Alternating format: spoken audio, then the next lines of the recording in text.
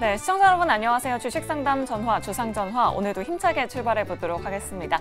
여러분들의 영의정 아나운서 권재은, 아나운서 김세영입니다. 네, 오늘 코스피 지수는 엔비디아의 실적 발표와 함께 장 초반에는 2,500포인트를 하회하기도 했었는데 결국에는 그래도 강보합권에서 마감해줬습니다. 그러니까요. 반도체 덕분에 강보합을 유지해줬는데 네. 반면에 코스닥은 외국인이랑 기관의 매도세가 나오면서 2차 전지주 위주로 약간 매물 출회가 되면서 하락으로 마감을 짓는 하루였습니다. 그러니까요. 뭔가 시원한 주도 섹터가 없어서 답답한 시장 계속해서 이어지고 있는데요. 종목 고민 있으신 분들 주저하지 마시고 아래 나가고 있는 전화번호로 연락 주시면 됩니다.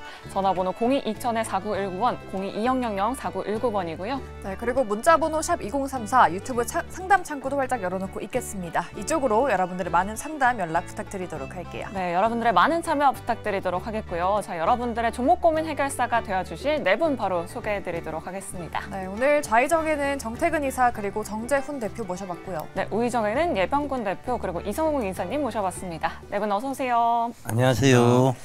네, 일단 이 엔비디아 실적 이야기를 안 하고 갈 수가 없을 것 같습니다. 이 숫자 자체는 정말 나무랄 데 없이 잘 나온 것 같아요. 그러니까요. 하지만 엔비디아 미국 시장에서 하락으로 마감을 했고 장외 거래에서도 1%대 하락하면서 마감했어요. 그러게요. 그러니까. 오늘 반도체주는 또 괜찮았는데 말이죠. 맞아요. 하지만 또 SK 하이닉스, 삼성전자 같은 경우에는 오늘 좀 힘을 내지 못했던 하루였습니다. 네.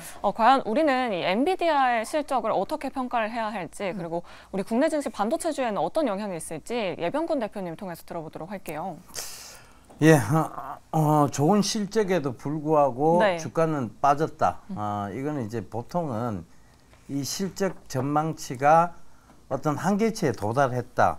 이렇게 시장이 해석을 했을 때 이제 보통 그러한 현상이 나타나죠. 그런데 혹시 엔비디아 홈페이지를 들어가 보신 적 있으신지 모르겠습니다만은 엔비디아 홈페이지를 한번 들어가 보세요. 그러면 그들이 꿈꾸는 미래, 그들이 꿈꾸는 세상, 그들이 펼치고자 하는 그 세상이 어느 정도 보일 겁니다. 엔비디아 홈페이지 그 초반에 들어가 보면 그들은 교통 관제 시스템을 통제하고 제어하고 그다음에 사람을 인식하고 차를 인식하고 모든 것을 이 그래픽으로 인식을 해서 이제 전체적으로 인터넷화, 그러니까 모든 사물을 인터넷화 시키는 그런 세상을 만들어가고 있는 거죠. 실제적으로 보면 지금의 어떤 산업 구조에서 많이 나오는 부분이 뭐냐면 초지능적 구조와 초연결적 구조입니다.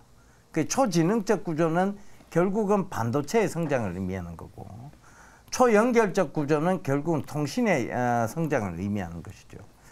자, 여기서 엔비디아는 모두 수혜를 볼 수 있는 회사이기도 합니다.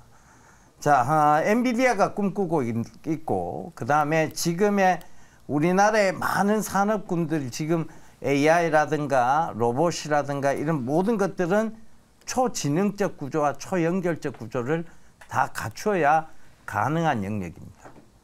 AI 역시 마찬가지예요. 이게 반도체의 초지능적 구조도 있어야 되지만 결국은 딥러닝을 하기 위해서는 초연결적 구조의 네트워크가 돼야 된다는 얘기죠. 그래서 이런 부분을 참고해 보신다면 결국은 반도체주의 성장성은 분명히 담보가 되었을 것이다. 이렇게 봐야 되는데 자, 시장이 그럼 왜 지금 뜨뜻미지근한 반응을 보이고 있느냐에 대한 답변을 좀 드리겠습니다. 시장은요, 지난번까지만 해도 확실한 주도 섹터가 있었어요. 그게 뭐냐? 2차 전지였죠. 그 2차 전지가 조정을 받으면서 반도체주가 같이 조정을 많이 받았어요. 그렇지만 반도체주가 다시 상승을 하고 있을 때 2차 전지주도 같이 상승을 했죠. 근데 자, 2차 전지는 성장. 지금 이제 전에도 몇 번 말씀드렸습니다만 3원계 배터리에서 이제 여기서 딱 변형해봤자 하이니켈 그리고 로우니켈 요걸로 지금 계속 변형을 주고 있죠. 여기서 LFP 배터리 그러니까 인산철 배터리 요 단계를 뛰어넘는 그러니까 원통형 배터리를 하나로 통합하는 단결정 배터리까지는 시간이 많이 남았어요. 단결정 배터리가 먼저 선행이 돼야 전고체 배터리를 가니까. 그럼 2차 전지가 이래 지금 어떤 성장의 한계치 여기에 부딪히고 있다는 것은 다른 주도 시장은 다른 주도 섹터의 등장을 원하고 있는 거예요. 근데 약간 애매하거든요. 그래서 지금 시장이 애매모호하게 흘러가고 있는 것이라고 보시면 될 것 같아요. 지금은 테크가 우선 중심입니다. 그러니까 반도체주에 대해서 너무 여러분들이 짧은 단기적 관점에서의 비이성적이고 비현실적이고 비합리적 구간을 보지 마시고 긴 관점에서의 합리적이고 현실적이고 이성적인 구간을 체크해 나가시면 좋을 것 같습니다. 그러니까요. 오늘 또 뭐 SK 하이닉스, 삼성전자에 대한 매수 레포트가 굉장히 또 많이 나오더라고요. 네. 반도체 업종 좀 중장기적으로 바라볼 필요가 있다라고 이렇게 말씀해 주셨네요. 네, 다음으로는 테마주도 한번 짚어보도록 할게요. 뭐 정치 테마주, 정책 테마주라고도 할 수 있겠죠. 뭐 한동훈 장관이 이민청을 설립하겠다고 네. 발표를 했습니다. 관련해서는 참 생소한 종목들이 주목을 받고 있는데 맞아요. 오늘은 엑스페릭스 그리고 인스웨이브 시스템즈 정도가 좀 눈에 띄었습니다. 네. 정치 테마주 접근 유효할지 정태근 이사님께 여쭤보도록 할게요. 이렇게 생소한 종목들 지금 시세를 내고 있는데 지금 좀 눈여겨봐도 될까요? 질문을 들으면서 이제 저기 목소리가 안 끊기게 얘기를 해야 되는데 어떻게 대답을 해야 할지 고민이 되네요. 고민되시나요? 네, 네. 몇십 개가 나와 있다라고 하더라고요. 아, 이게 접근을 해서 정말 수익이 난다라면은 안 할 이유가 있을까요? 뭐 그런 말씀 먼저 드리고 싶고 또 정말 이제 선거철이 다가온 것 같네요. 벌써부터 이제 또 내년 4월달 총선이죠. 총선인데 벌써부터 이제 모 장관 테마가 격성을 좀 부리고 있는 상황들인데 아마 앞으로 계속 나올 것 같아요. 나올 것 같은데 뭐 어떤 종목이 뭐 누가 무슨 테마다 뭐 이런 것도 중요하겠지만은 그거보다 과거에 어찌 보면은 이 정치 신인이라 해야 할까요? 아니면 선거에서 신인이라 해야 할까요? 이런 사람들이 나왔을 때 주가가 어떤 식으로 지금 변화가 됐는지를 좀 보는 게 좋을 것 같은데 가장 가까운 예로는 지금 현재 대통령을 하고 계신 윤석열 대통령 같은 경우도 테마주가 있었죠. 하다못해 종신 테마까지 나오게 되면서 아, 정치 테마가 이렇게까지 확장되는구나 그런 부분들을 보여줬었는데 아시겠지만은 지금은 아무도 얘기를 안 합니다. 근데 그 종목을 사서 고통받는 분이 또 분명히 계실 거예요. 그런 측면에서 보게 되면 안 하는 게 맞다라고 말씀을 드릴 수밖에 없는 부분이고 그리고 하지만 또 이제 어찌 보면은 지금 모 종목들 보게 되면 뭐 핑거라든지 뭐 노을 같은 종목들 보게 되면 이제 시세가 나오기 때문에 뭐 꿈비 같은 종목도 마찬가지고요. 상승 초기이기 때문에 한번 따라잡을 만 하다라는 얘기도 드리고 싶어요. 근데 결국 어떤 의견을 드리더라도 좋은 결과가 나올 수 있는 쪽으로 이제 가능하신 분이 결국 확률 게임이잖아요. 그게 가능할까라는 고민이 됩니다. 뭐 그리고 뭐 윤석열 테마 같은 경우는 뭐 지속이 됐었지만은 그 이전에 이제 그 전 대선 한번 보자고요. 중간에 아시겠지만 반기문 유엔 사무총장 맞나요? 아무튼 반기문 대선 후보가 나섰다가 결국 이제 철회를 해버렸잖아요. 차트 좀 같이 보면서 말씀을 드릴게요. 그때 대표적인 종목을 좀 화면을 좀 띄워놨는데 그때 당시 아마 반기문 테마를 기억하실지 모르겠어요. 이게 보성파워텍이라는 종목입니다. 이게 대선에 출발을 하게 되면서 이제 인맥 관련주로서 이제 2016년 4월달에 반등이 나왔었다가 좀 쉬어가다가 뒤에 보시면 아시겠지만 2016년 9월 8일 그리고 9월 9일 이틀 연속 하한가를 맞아버렸습니다. 대통령 후보에서 철회를 해버렸죠. 이러면서 이런 결과가 나왔었는데 제가 이런 것도 왜 보여드리냐면은 들어가는 거는 본인 선택입니다. 근데 결과는 본인이 선택할 수가 없어요. 좋은 결과가 나올지 나쁜 결과가 나올지는 지켜볼 수밖에 없는 부분들이거든요. 이런 것들이 보성파워텍 같은 거 어찌 보면 최악의 경우인데 이런 것들이 감당이 가능하다라면은 들어가는 거에 맞다라고 봅니다.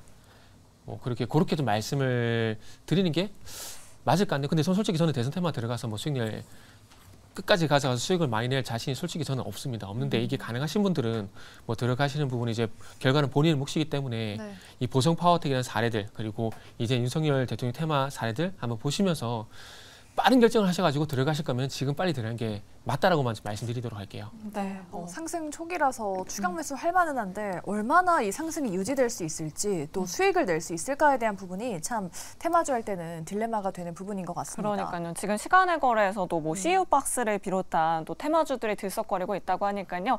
관심 있게 또 지켜보시면 좋을 것 같습니다. 네. 그럼 계속해서 다음 이슈로 넘어가 보도록 할게요. 바로 신규 상장주입니다. 오늘 새내기주들이 정말 좋은 흐름 보여줬어요. 맞아요. 뭐 파도를 비롯해서 에코아이, 뭐 퀄리타스 반도체, 큐리옥스 바이오시스템스 같은 종목들이 급등하는 모습 보여주는데 네. 이 신규 상장주를 뭔가 테마로 엮어서 봐야 할지 아니면 그냥 단순 개별 이슈일지 정재훈 대표님 통해서 한번 들어보도록 할게요.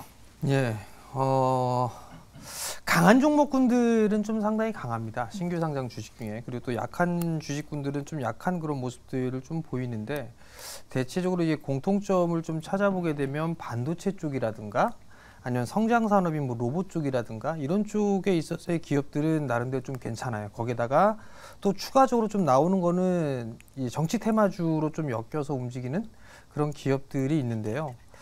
사실 신규 상장주들 같은 경우는 분석을 할 부분들이 이렇게 많지가 않습니다. 그렇다고 차트 분석도 애매한 그런 사항들이고 그리고 기업의 실적이라든가 이런 부분들도 사실 좀 애매한 그런 부분들이 있어요. 상장을 했을 때 그 전해와 전전해 2년 정도는 실적이 바짝 좋게 나오거든요. 근데 막상 상장을 해놓고 나게 되면 실적이 안 좋아지는 그런 기업들이 좀 상당히 많았을 겁니다. 대표적으로 파두가 마찬가지 그렇게 좀 생각을 할 수가 있을 것 같은데요.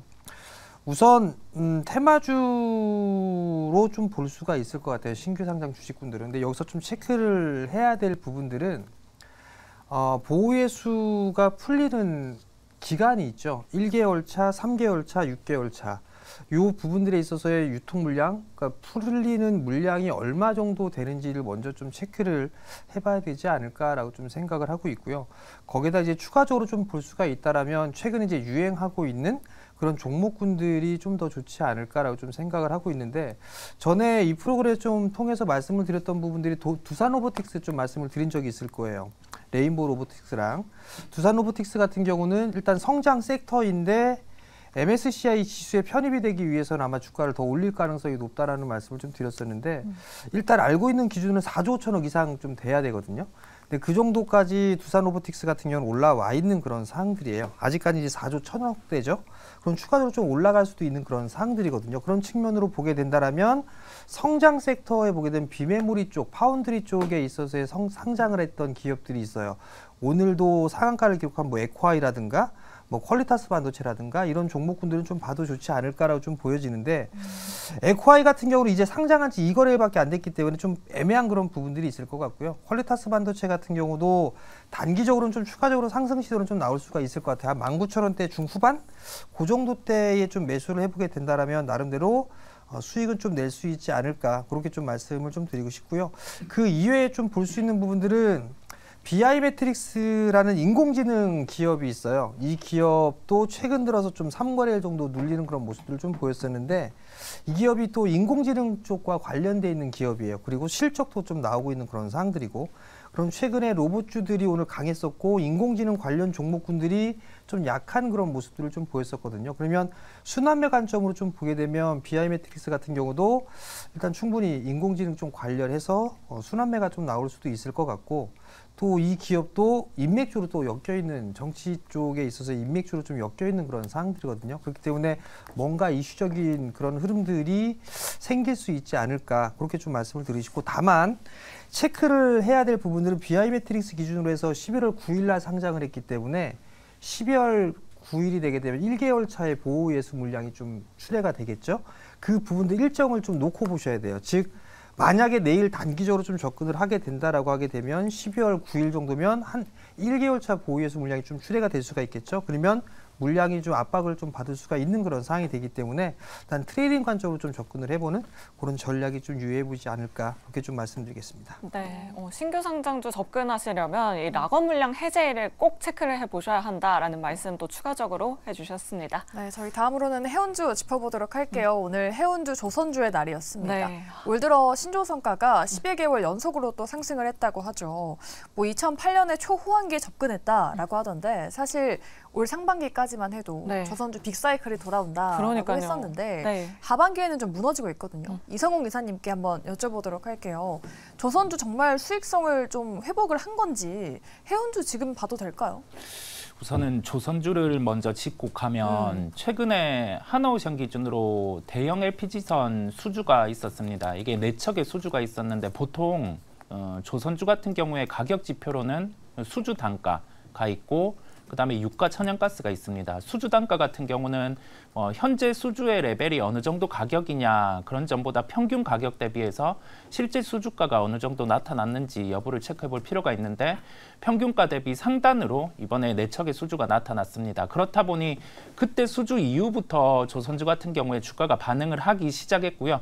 이 부분과 연결해서 보면 대형 LNG선 같은 경우도 수주 가격 같은 경우가 평균 이상으로 형성이 될 수 있습니다. 그렇다 보니 하나오션 같은 경우는 28일에 우선은 유상증자 물량이 이제는 상장으로 올라옵니다. 그랬을 때는 주가 변동성은 커질 수 있어요. 그 뒤에 단계로 봤을 때는 이제 대형 LNG 선업체 같은 경우가 실제 수주의 평균가보다 높게 수주를 따낼 수 있는 환경이다 보니 여기에서는 삼성중공업이나 이런 기업들을 연결해서 보실 필요가 있겠고 해운주 같은 경우는 조금 다른 케이스입니다. 가격 지표로 볼 게 페노션 같은 경우는 BDI 지표 그다음에 여기에 연결해서 유가 수준입니다. 유가 수준. 그다음에 가장 중요한 부분은 중국의 경기 부분인데 우리가 공급적인 측면에서는 지금 파나마 운하라든지 아니면은 실제 벌크선 같은 경우에 공급량이 타이트하게 줄어들어 있다 보니까 BDI 지표가 2000선까지 반등이 나오기도 했는데 주가 같은 경우는 한 PBR 0.5배 이하에서 거래가 되고 있어요. 반등이 나와도 한 0.6배 정도까지만 나오고 있습니다.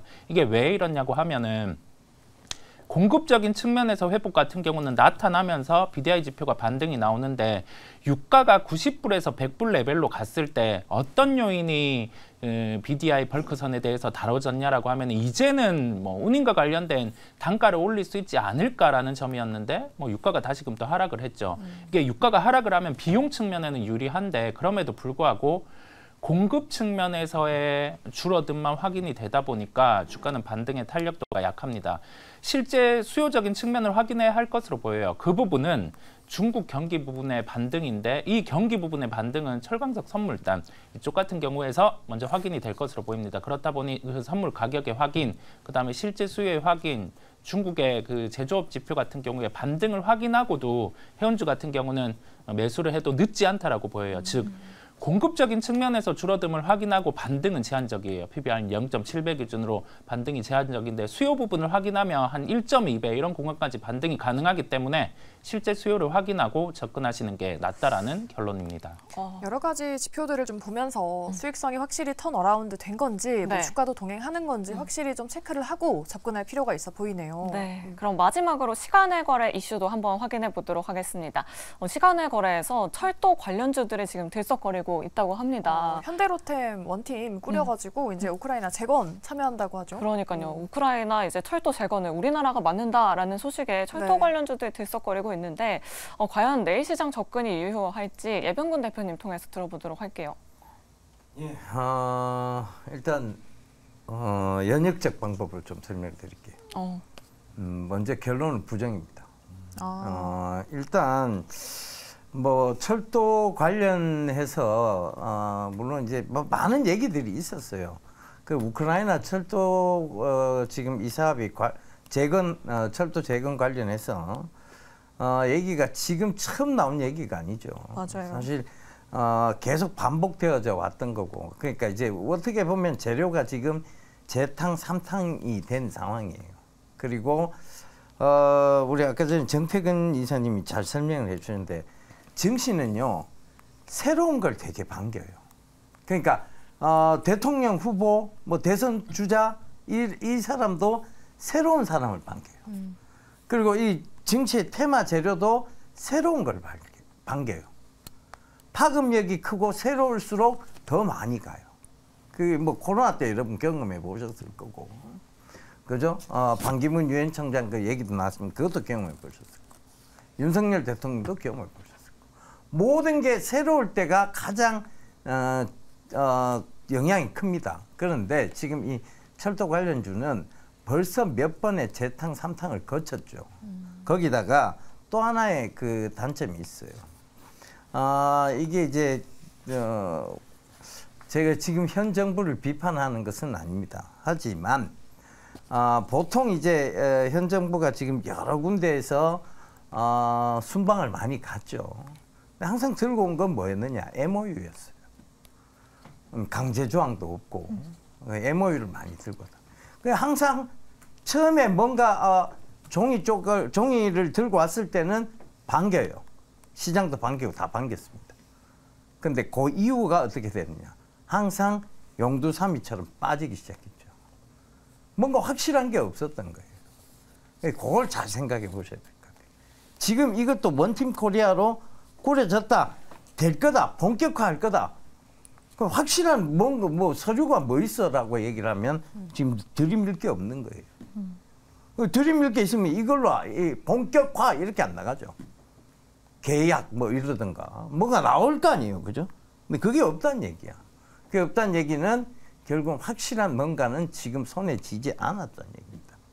굳이 여기에 내가 부안해동할 필요가 있을까에 대한 질문에는 저는 앞서 말씀드린 바와 마찬가지로 아니다라고 먼저 결론을 내놓고 출발하도록 하겠습니다.